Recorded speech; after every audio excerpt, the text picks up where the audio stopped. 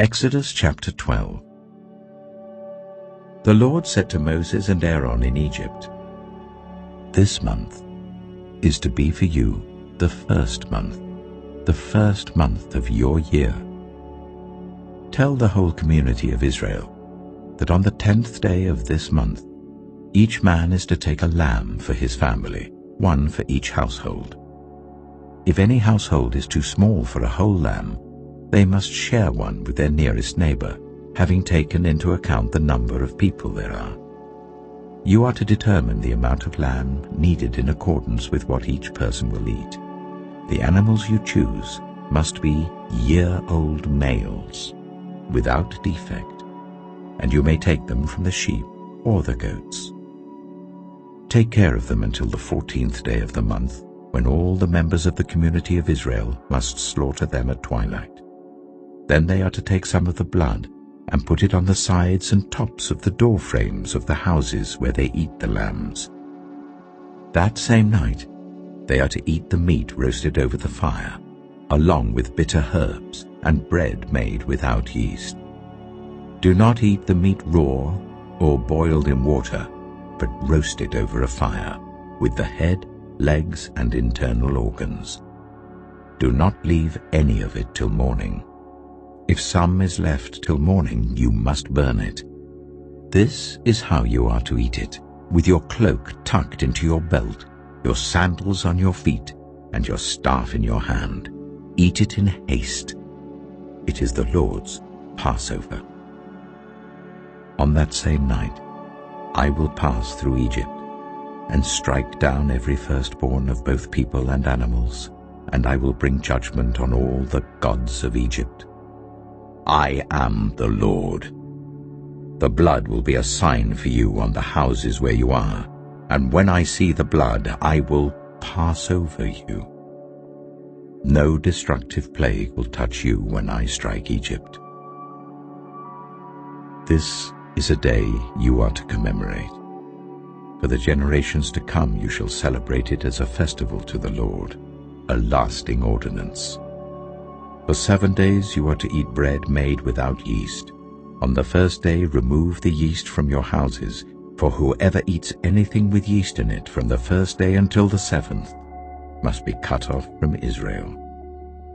On the first day hold a sacred assembly, and another one on the 7th day.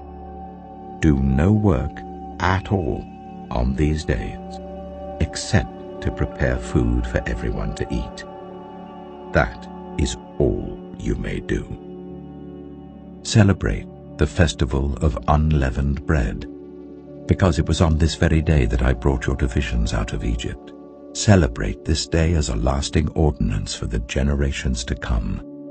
In the first month you are to eat bread made without yeast, from the evening of the 14th day until the evening of the 21st day. For 7 days no yeast is to be found in your houses, and anyone, whether foreigner or native born, who eats anything with yeast in it must be cut off from the community of Israel. Eat nothing made with yeast.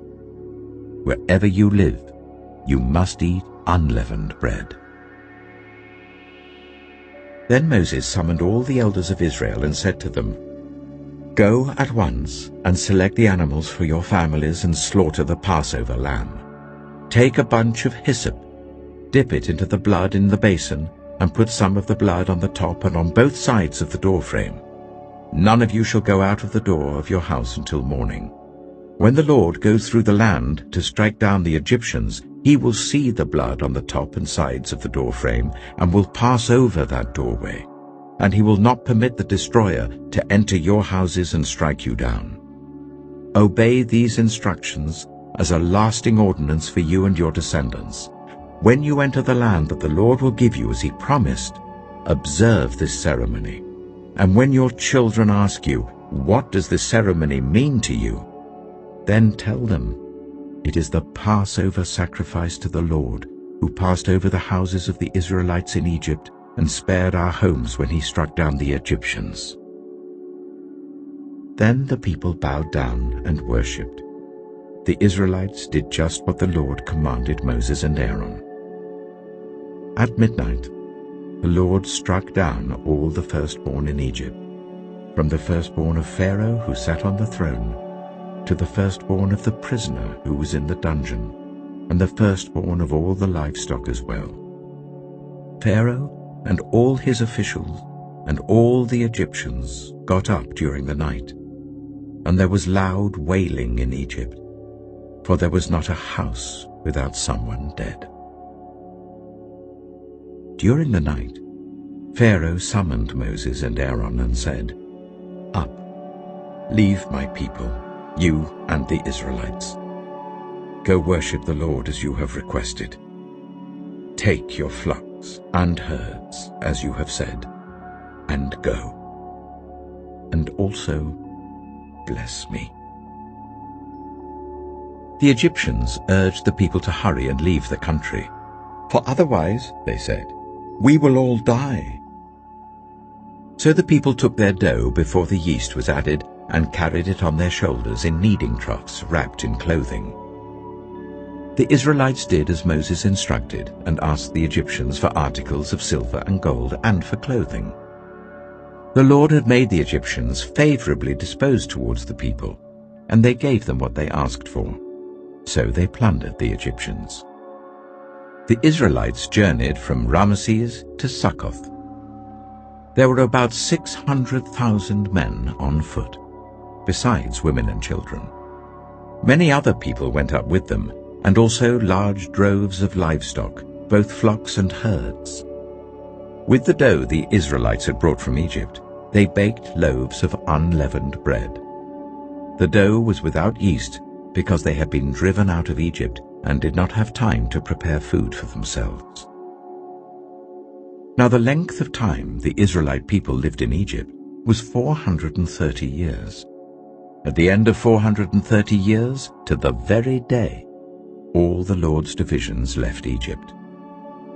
Because the Lord kept vigil that night to bring them out of Egypt, on this night all the Israelites are to keep vigil to honor the Lord for the generations to come. The Lord said to Moses and Aaron, "These are the regulations for the Passover meal. No foreigner may eat it. Any slave you have bought may eat it after you have circumcised him, but a temporary resident or a hired worker may not eat it. It must be eaten inside the house. Take none of the meat outside the house. Do not break any of the bones. The whole community of Israel must celebrate it. A foreigner residing among you who wants to celebrate the Lord's Passover must have all the males in his household circumcised. Then he may take part, like one born in the land. No uncircumcised male may eat it. The same law applies both to the native-born and to the foreigner residing among you." All the Israelites did just what the Lord had commanded Moses and Aaron.